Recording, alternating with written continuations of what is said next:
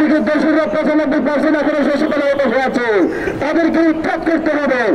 7 দিনের ভিতরে তারা যদি নির্দিষ্টভাবে উৎখাত না হয়, আপনারা মোদী দিবসটা পর থেকে পদত্যাগ করেন। এটা পরিকল্পিত। সচিবালয়ের মতো জায়গায় পরপর 3টা জায়গায় আগুন, তাও একসাথে না, এক এক জায়গা থেকে যে জায়গায় আগুন লেগেছে এই জায়গায় দূরত্ব মিনিমাম 100 মিটারেরও বেশি।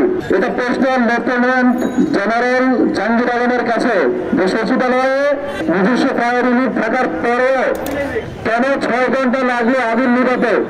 সচিবালয় তো প্রত্যেকটা রুমে আগুন নিভানোর সরঞ্জামটা আছে, তাছাড়া নিজস্ব ফায়ার ইউনিট আছে। এর ফায়ার সার্ভিস এদের কাজ কি ভিতরে? যদি বাইরে থেকে যদি ফায়ার সার্ভিসে যদি আমার ভিতরে আগুন নিভানো লাগে তাহলে তাদের কাজ কি?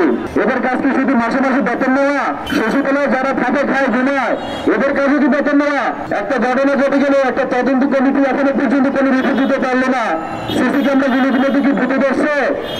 ওদের মধ্যে কি প্রচারটা বার করছে সিসি ক্যামেরাতে যে তারা ফাইট করতে পারে না যে কারা আগুন লাগিয়েছে?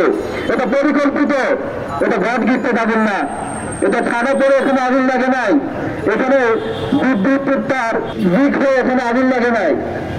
এটা স্বাভাবিক ঘটনা হইতে পারে। আপনার কি মাথা কাজ করে না? আপনার কি মাথায় কি বিন্দু পরিমাণ কোনো জুড়ে নেই? আপনি কিভাবে বলেন যেটা একটা স্বাভাবিক ঘটনা? আওয়ামী লীগের দোষীরা 95% এখনো সচিবালয়ে বসে আছে, তাদেরকে উৎখাত করতে হবে। 7 দিনের ভিতরে তারা যদি নির্দিষ্টভাবে উৎখাত না হয়, আমরা এখান থেকে আমাদের প্রথম বিপ্লব দিয়ে তাদেরকে উৎখাতের জন্য স্বরাষ্ট্র মন্ত্রণালয়ের দিকে রওনা দেবো।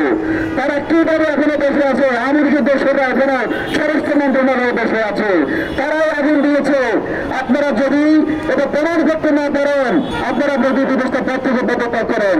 এই সরকারকে বিভ্রান্ত করার জন্য আওয়ামী লীগ এখন বিভিন্ন জায়গায় যুক্ত হামলা চালাচ্ছে, সেটার নজির হিসাবে স্বরাষ্ট্র মন্ত্রণালয়ে তারা আগুন লাগিয়েছে।